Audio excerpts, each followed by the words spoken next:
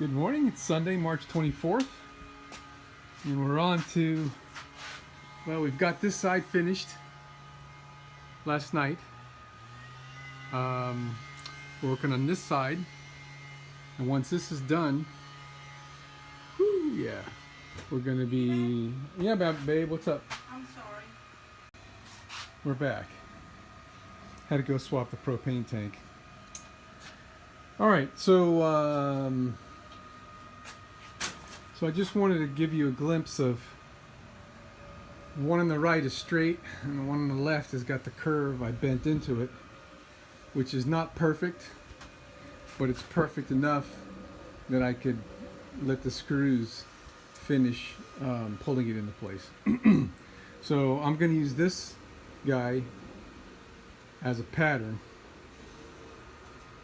for this guy, but there's a left and a right, so I probably should move this channel someplace else.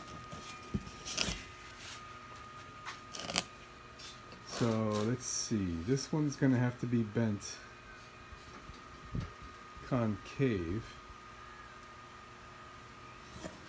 So I think what I'll do is I'll swap their positions like this. Okay, so I'm going to start bending this guy so it'll follow along with this guy,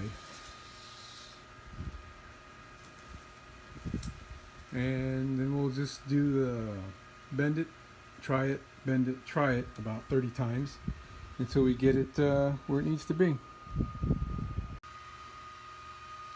Alright, we need a little bit more bend in the middle.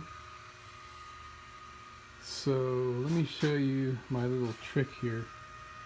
Actually, I need to shift that in a little deeper, but I'm eyeballing how much I need to bend by comparing it to that one.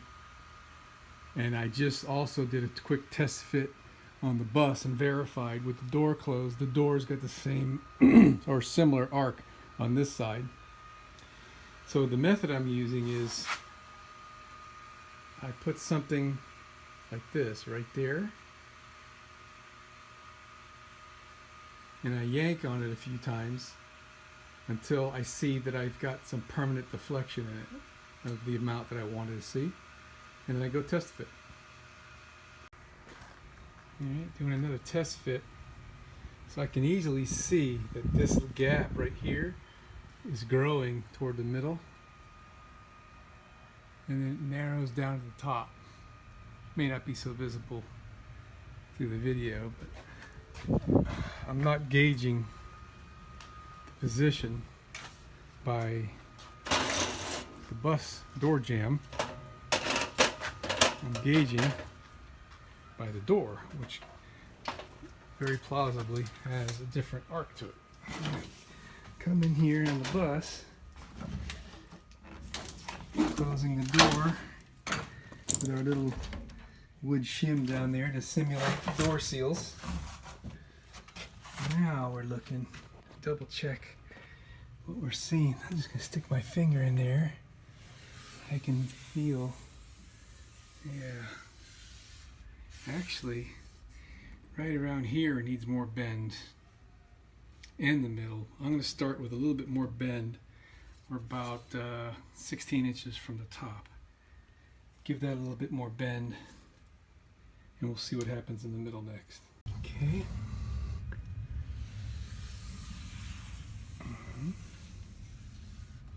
So the bend that I put in here revealed that I don't need any bend in the middle right now.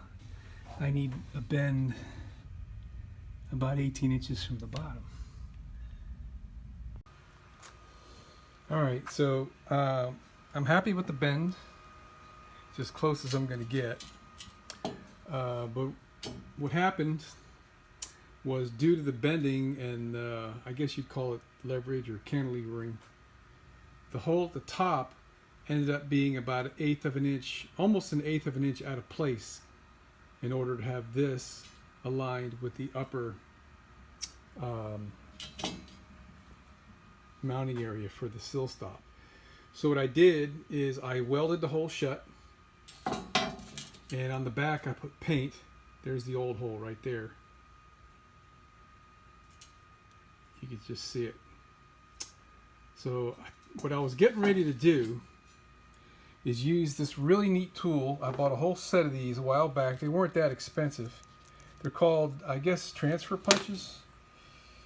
But the way they work, they come with these little guys that are threaded. There's one of these for every size thread, right?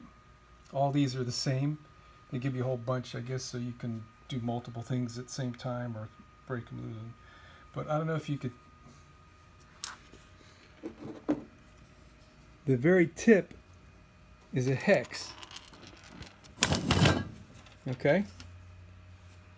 And it's I guess it's a hex and the point. So what you do, the way these are designed to work, is you screw it in the hole using the body of this is the hex, the wrench for it. So you screw this guy in the hole, and then you put your part up against it, and you hit your part with a hammer, and it puts a punch mark exactly where the hole is. Pretty neat. Only problem is I don't have the right size. I bought 1024 screws. The coarser thread I figure would be a little bit, I don't know, more appropriate for what we're working on than a fine thread machine screw. And these are 1032s. So it's a great tool. Got a whole set, haven't used them yet. Over the years, I've wished I've had them probably 20 or 30 times. Finally got around to buying them, and I've never needed them. But anywho, so what we're going to do, well, let me back up again here a little bit. I'll put the paint on here so that way I wouldn't have to hit the thing with a hammer. I could just slide this thing back and forth over the screw, and it would make a scratch. Or I guess I would have to hit it with a hammer. I guess I take that back, because the in and the out is not really the only thing. I need to get the in and the out and the up and the down. But so what I'm going to have to revert to now is, since I could see the original hole right there, I'm going to stick this in the milling machine and re-drill that hole. I may use a milling bit, or I don't know exactly what, but then I'll flip it around this side and then do the countersink, and we should be good enough. It really would have been nice if I could have gotten exactly on that hole up there. I gotta think about that for a little bit. Maybe I'll make something.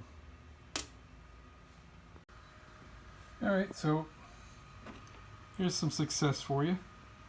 See that little punch mark? And you can see where the original hole is.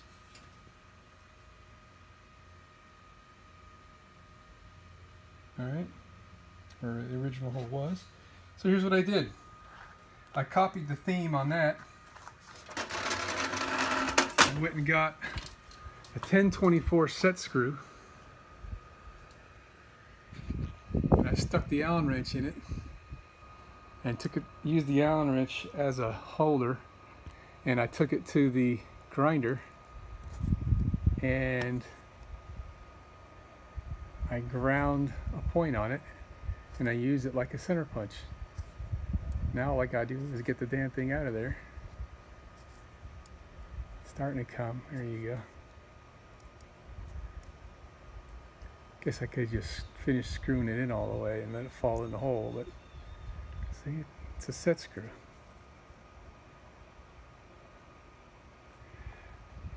Pretty good. I think what I'll do, I'm going to leave this 1024 one in this set with the 1032s. I might even remember, but there you go. Alright, so now we got our hole in the right spot. Everything's lining up just like I want it. Okay, we got these. Still not the final install yet, but I notched out this guy, and the bolt lock works perfectly fine now, going through that setup. This guy is bent to my likings. We're almost, it's less than a 1/16 of an inch deviation throughout its whole range, space between here and the door, and it's hovering right at 3/8 of an inch, which is the same as the other side. So we moved on to the door lock.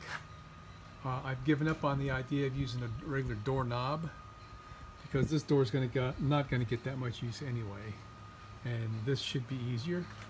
But here we go with another challenge. So yeah, that's about the right perspective. The holes don't line up.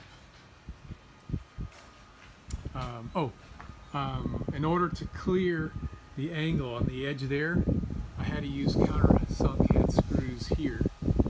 I just happen to have these Allen head ones. I'd rather have Phillips. In case I need to work on this somewhere. Allens are a little harder to come by. So this thing looks like it's about 1/4 of an inch too high and a little bit too far in. So now that I want, with my idea to use the grommet out here as a seal, these have to line up quite close. So I'm gonna have to figure something out.